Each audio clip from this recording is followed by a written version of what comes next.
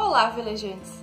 Hoje a gente vai falar sobre o livro que eu li durante a leitura coletiva de maio do Clube das Otárias, que é o Kindred, de Octavia Butler.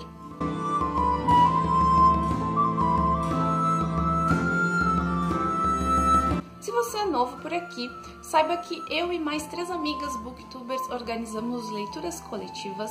A cada mês, uma de nós 4 escolhe um livro pra gente ler. E no mês de maio, a curadora foi a Jéssica do canal Dia de Livro. E foi ela que escolheu o Kindred, Laços de Sangue, um livraço de ficção científica e também pode ser considerado romance histórico. Então hoje a gente vai estar falando um pouquinho sobre esse livro, né?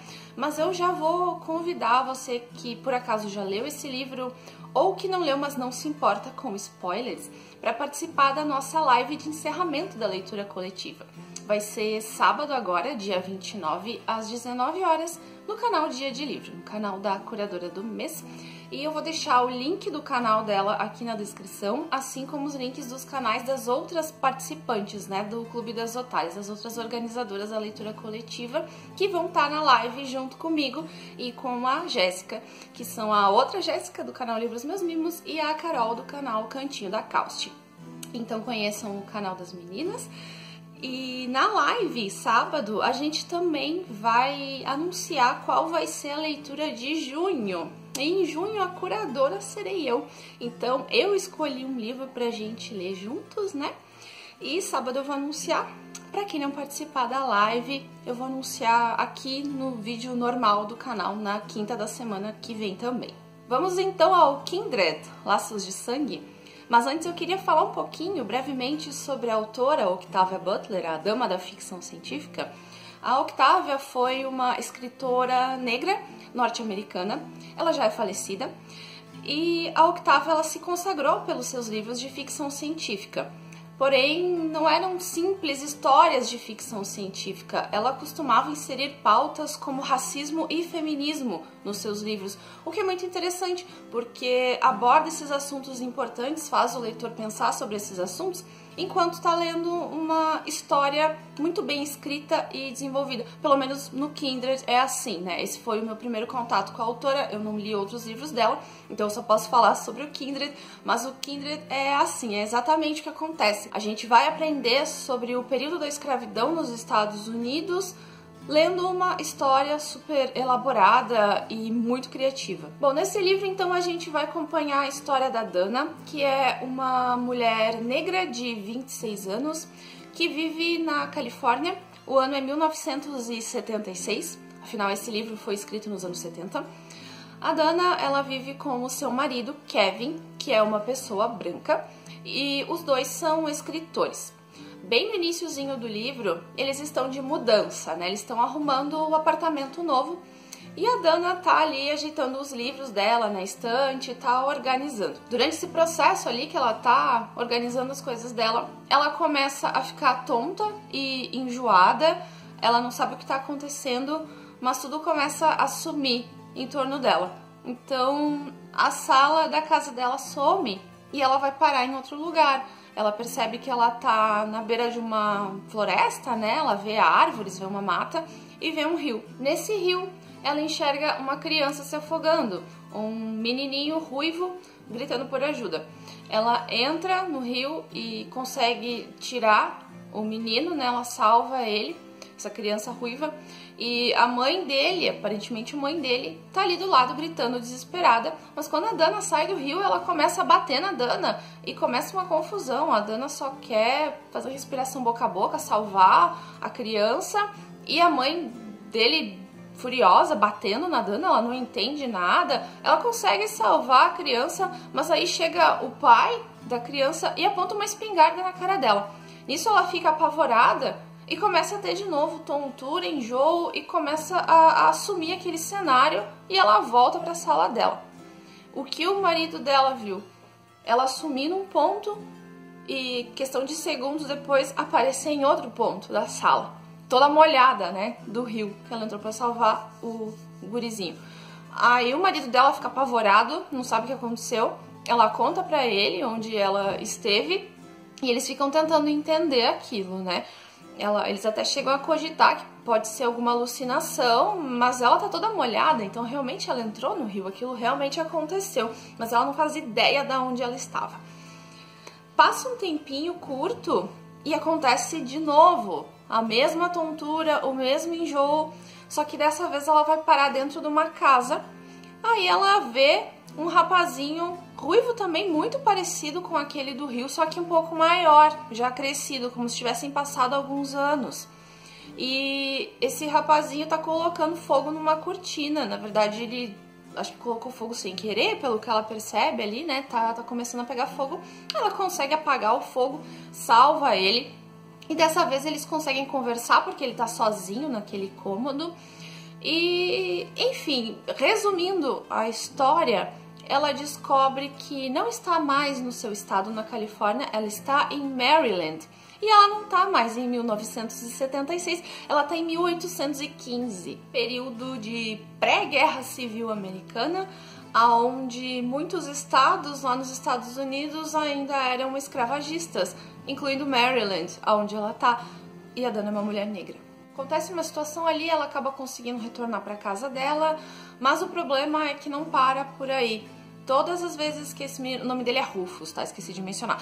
Todas as vezes que o Rufus tá em perigo, a Dana acaba voltando pra lá. O tempo passa diferente nas duas realidades, enquanto em 1976 podem passar dias, somente dias que ela esteve fora, lá em 1800 e pouco vai avançar anos. Então a Dana descobre uma ligação com o Rufus, né, que explica por que ela sempre precisa voltar para salvá-lo enquanto ele está em perigo. E como cada vez ela passa mais tempo presa nessa época e nesse estado, ela precisa sobreviver, ela tem que se adaptar àquele meio que ela está.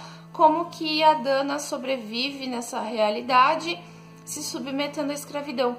Então ela precisa trabalhar na casa da família do Rufus e ela vai presenciar e viver situações bem desagradáveis, bem marcantes, né? A história dos seus ancestrais ela conhecia, mas é uma história que já havia ficado para trás. Então ela vai acabar vivendo essa história, que é uma história muito triste. Nós temos um contraponto interessante no livro, que é o Kevin, o marido da Dana.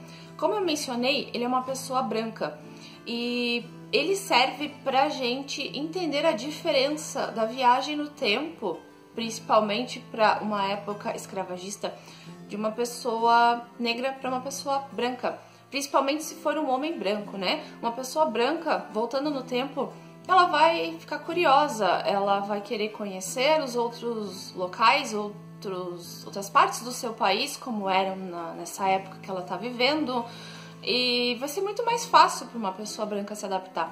Enquanto que uma pessoa negra, ela não vai aproveitar aquela viagem no tempo, ela vai estar preocupada com outras coisas, como ficar vivo, como não apanhar de chicote, como não ser vendido pelo seu senhor, não ser estuprada, no caso de uma mulher. Então temos cenas bem delicadas nesse livro, mas a autora coloca de uma forma que a leitura em si fica bem fluida, não se torna um livro pesado, não se torna denso, pelo contrário, a gente não consegue largar o livro, a gente quer continuar, a gente quer ver o que vai acontecer, a gente quer respostas, né? A Dana quer respostas.